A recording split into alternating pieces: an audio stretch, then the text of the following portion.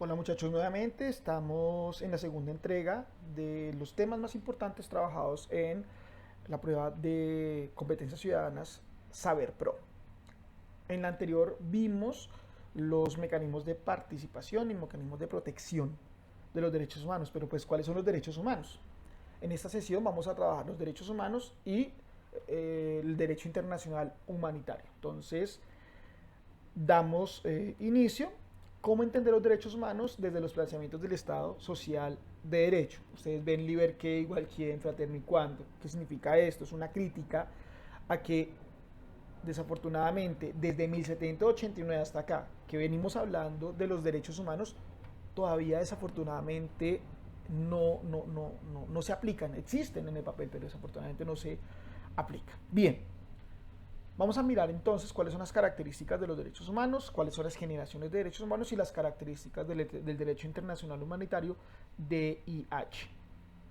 Bien, una frase aquí del Dalai Lama y hablamos de la paz. Ahorita vamos a hablar también en otro video del proceso de paz que vivimos en Colombia en el 2016 o que firmamos en el 2016 y pues la paz solo se puede, dice acá el Dalai Lama, puede durar cuando se respetan los derechos humanos, cuando las personas tienen que comer y cuando los individuos y las naciones son libres. Entonces pues en parte estos son derechos que tenemos los ciudadanos. Una de los derechos se estén cumpliendo, vamos por muy buen camino hacia la consecución de una paz.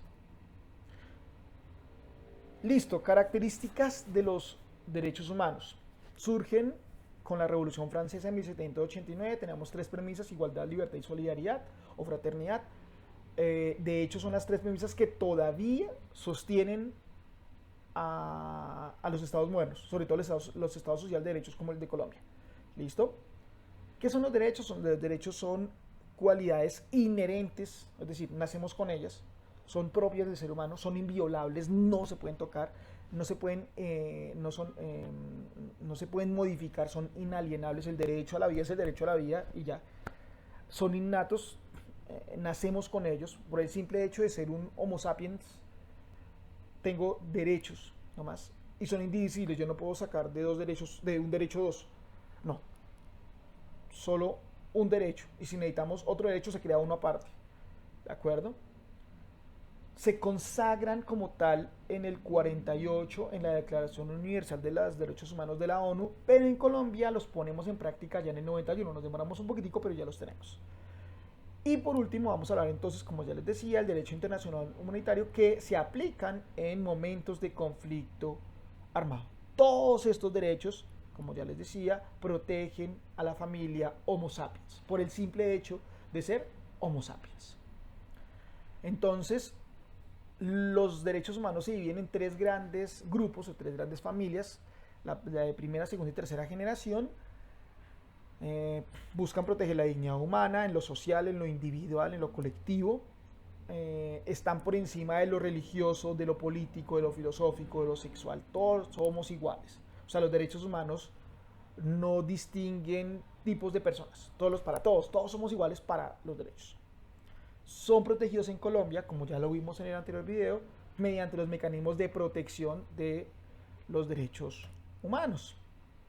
Como les mencionaba, tenemos tres generaciones: los de primera generación que protegen al individuo y son civiles y políticos, los de segunda generación que son económicos, culturales y sociales, que lo protegen al colectivo, los de tercera generación que son de solidaridad, de la paz y el medio ambiente, que son universales. Entonces miremos rápidamente los derechos de primera generación, que son civiles y políticos, son los primeros que surgen en la Revolución Francesa. Comprenden la libertad y la igualdad, buscan que el individuo pueda desarrollarse plenamente. Para ello tenemos libre desarrollo de la personalidad, por ejemplo. Entonces, si yo quiero pintarme el pelo de verde, a mí no me pueden decir nada, ni en el colegio, ni en el trabajo, en ningún lado. ¿De acuerdo? Porque eso hace parte de mi desarrollo de la personalidad. ¿Listo? Entonces, eso es una libertad que yo tengo. Además que ese mismo ejemplo que les pongo hace parte de la igualdad. Como todos somos iguales, yo tengo el derecho de participar, por ejemplo, en un trabajo, en el colegio, en la universidad, sea cual sea, mi condición política, mi condición religiosa, mi condición sexual. ¿Listo? Bien. ¿Qué cubre los derechos de primera generación? Las libertades de culto, de pensamiento, de expresión, del derecho a votar y el derecho a ser elegido. Conciernen, cubren a todo ser humano, a todo ciudadano, que ya no hablamos solo del ser humano, sino del ciudadano, ¿cierto? Y encarnan valores de libertad y participación. Como les decía, surgen en los siglos XVIII y XIX en Francia, plena Revolución Francesa. Eh, Aquí privilegiamos al individuo por encima del colectivo. Busca que el ser humano como individuo sea autónomo y estimula la libertad en todo orden, sobre todo la libertad privada. ¿Listo? La propiedad privada, exactamente. Tenemos entonces los derechos de segunda generación, que son un poco más recientes a los de la primera.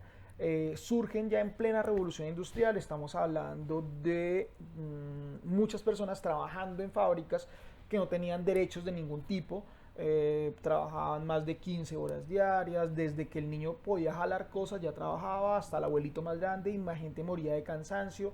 No tenían seguridad social, no tenían pensión como la tenemos hoy en día, nada de eso. Entonces las personas se reúnen, hacen huelgas, buscan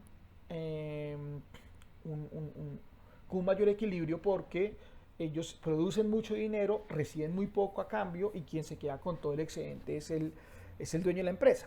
Entonces estas personas hacen muchas luchas sindicales y logran unos derechos fundamentales. Entonces, por ejemplo, el derecho al trabajo, y no solo al trabajo, sino al trabajo digno, el derecho a un salario mínimo. En Colombia tenemos un salario de 1.160.000 pesos más, derecho a al subsidio de transporte, ¿cierto? Nadie que trabaje determinadas horas al mes, son 45 horas semanales, nadie que trabaje menos de 45 horas semanales puede sacarse menos del mínimo. Si yo trabajo solo 30 horas semanales, pues por supuesto no alcanzaría el mínimo, pero lo que hago es dividir el valor de lo que vale normalmente una hora del mínimo, y pues sobre ese valor le pago la hora o las horas que usted o que la persona esté trabajando, pero nadie puede ganar menos de eso. Entonces, este tipo de derechos protegen es al colectivo por encima del individuo. Son menos importantes que el anterior, ¿de acuerdo? Pero no quiere decir que no sean importantes. Entonces, aquí comprendemos el derecho al trabajo digno, bien remunerado, derecho a la cultura. Por eso tenemos museos. El Estado tiene la obligación, el deber de proveer escenarios culturales. Los museos, por ejemplo, un parque. El derecho a formar sindicatos. ¿Listo? Entonces aquí hablamos más que de libertades, de igualdades. Todos somos iguales frente a la ley. ¿De acuerdo? Bien, continuemos. Los derechos de tercera generación son los derechos universales. Comprenden la paz, la justicia, la solidaridad y el medio ambiente. ¿Por qué razón estos cuatro elementos? Porque como vivimos en un mundo interconectado, gracias a la globalización, lo que pasa en un lado afecta a otra parte del mundo. Por ejemplo, la invasión de Rusia a Ucrania adquiere un tinte internacional, por más que solo sea una guerra entre dos países, porque lo que pasa allá necesariamente afecta a todos lados. El hecho de que en Colombia se haya subido el precio del pan porque en febrero del año pasado Rusia haya invadido, o se haya declarado la guerra a Ucrania y la haya invadido, uno dice, ¿qué tiene que ver eso? Pues lógico, de allá viene, por ejemplo, el trigo con el cual se hace el pan, entonces de Ucrania. Entonces, pues, por medio de gracias a la guerra, ellos no pueden, pues, cosechar el trigo, se pierde, no lo está cultivando, y pues no llega acá, lo cual hace que los precios suban. Entonces, ahí es donde entra la ONU y entran todos los países del mundo a buscar mediaciones, buscar la paz, porque es que eso afecta a todos. ¿Listo?